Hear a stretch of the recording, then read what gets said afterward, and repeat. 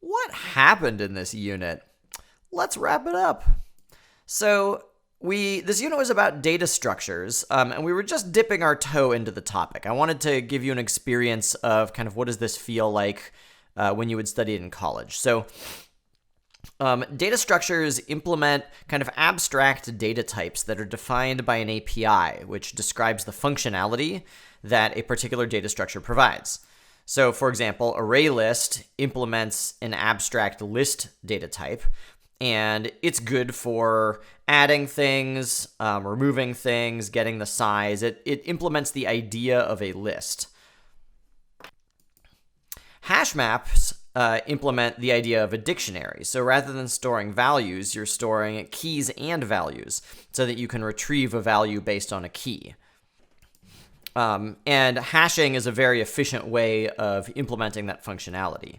The WordBucket data type that you're implementing provides a different type of functionality. It's like a list, except that it doesn't guarantee an intrinsic ordering to your data because you don't care about what order you added the things in. And it also provides counting behavior. So you can count how many things got added of a certain kind. You can get the number unique. You can get the most frequent. So again, the idea is we're going to have an API that defines a unique set of functionality that someone might want to use. And then your data type will provide an implementation for that functionality that could be more efficient or less efficient depending on what you do.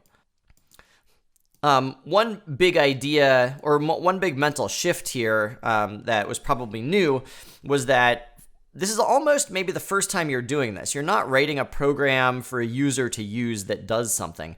You're trying to create reusable software objects that provide some basic functionality that might be generally useful as a building block in other programs. So if the API tells you what an object can do, it does not say how the implementation works internally. That's not part of the public-facing API. And that's a good thing because somebody who's using your hash map shouldn't care about what is it doing to resolve collisions internally. It should be good enough to tell somebody using your object, hey, you can store keys and values, and you can retrieve them, and it works in constant time. And if they're curious, they could figure out, they could try and ask you, how do you achieve the constant time? But from the perspective of someone using your object, they don't want to burden their mind with how your thing works internally. They just want it to do what you claim it does.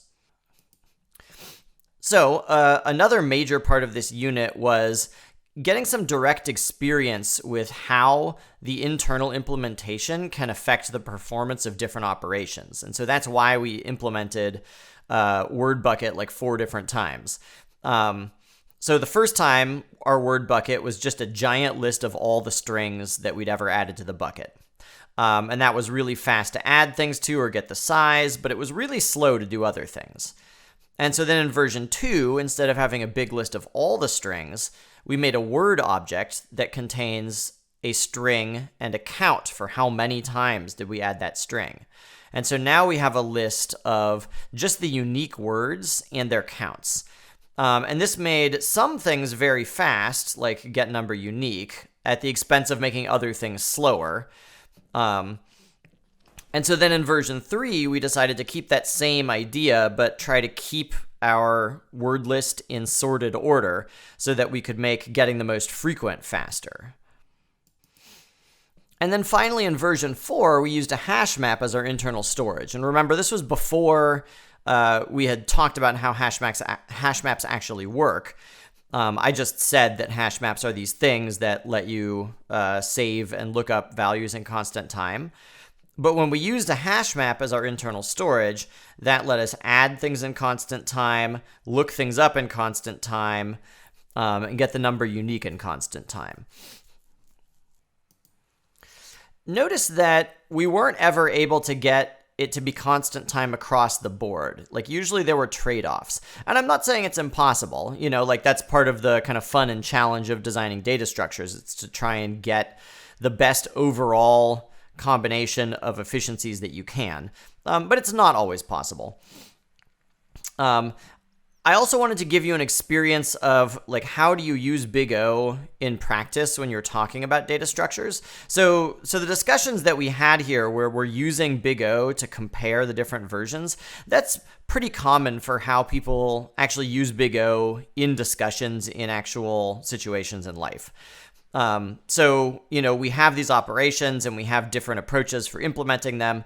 And Big O provided an easy way for us to compare the relative efficiencies. We'd say, okay, so for HashMap, this is fast, but this is slow. For, a big list of all the things, this is really slow. And that's more or less how people use it to talk.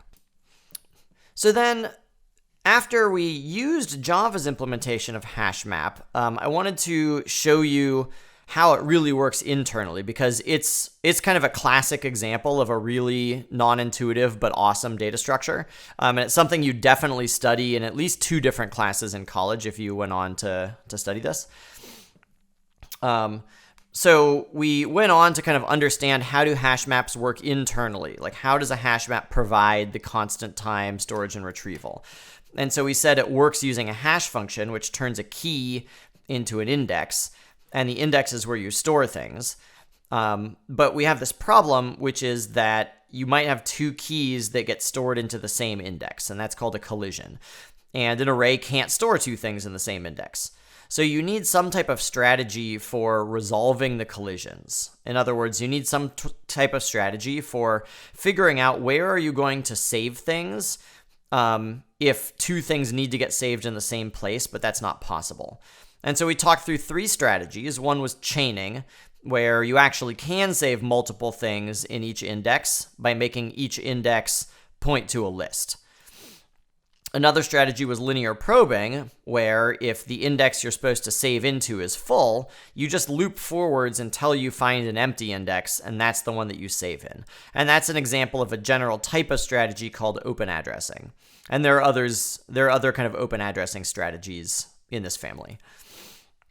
And the last was cuckoo hashing, where you have 2 arrays and you try and store into the first array first, but if that one's full, you store your thing there, but you evict the one that was there and try and store it in the other one. And then if that one was full, you evict the thing in array 2 and you try and store it in array 1. So you kind of bounce back and forth, reshuffling where everything is stored until eventually there's enough space for everything.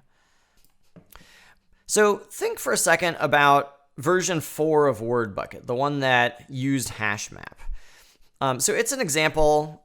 So like your WordBucket was a new data structure that provides this counting functionality, but it uses the HashMap data structure internally to provide very efficient storage and lookup.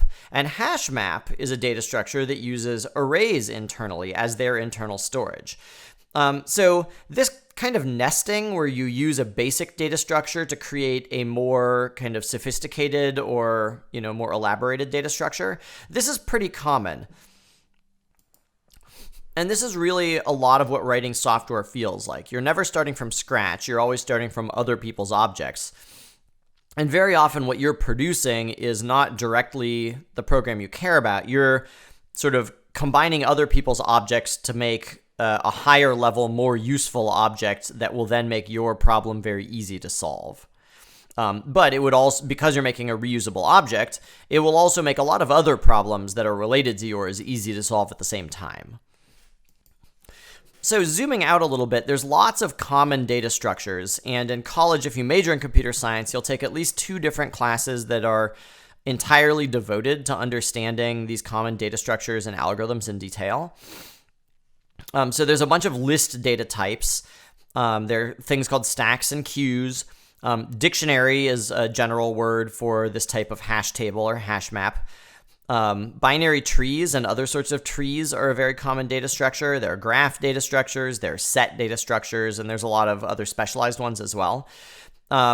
So, as a computer scientist, a lot of what you're interested in is the theory behind how do these what kinds of abstract data structure are useful for solving problems? What are good general approaches for these abstract data structures? How do they work in detail? As a programmer who uses the data structures, it's going to be important that you have a really solid working knowledge of them. So what does each one do? what are their relative efficiencies, because those are your basic building blocks. Like right now, your basic building blocks are just like primitive data types and arrays and array lists. But like as a working programmer, you would have a much larger set of tools to work with, and like, stacks, queues, dictionaries, binary, and other sorts of trees. Like these are all part of your kind of working tools. If you're curious to nerd out a little bit more about hash tables, there are 2 fairly recent blog posts: writing a damn fast hash table with a tiny memory footprint, and I wrote the fastest hash table, which is part 3 of a 3-part blog series where he initially said I wrote a fast table and then I wrote a faster hash table. It's nice because you see in these blog posts a good discussion of how you can take a general strategy for collision handling and tweak it in different ways. Because they're interested in runtime efficiency, they're not just looking at Big O. They do look at Big O, but they also run a bunch of benchmark tests, which are like actual tests to see how fast do they actually run on real computers with like particular data sets. So I don't know. I think it's an interesting set of examples that aren't too hard to read. So I would recommend you check those out if you want to. And that's it for our big unit overview. I realized that there's a couple of questions that maybe slipped through the cracks. I think last time I tried to answer people's questions about what happens if your keys aren't strings, or at least I gave a very high level kind of answer to that. But if you feel upset that I still haven't answered your question, give it to me one more time, and I will. Okay, so for the rest of the day, there's some solution videos that you can use to like round out and like fix your implementation of hash maps. And then your homework is going to be to start running some of your own benchmarks, I think. Well, it depends on if I can get it together.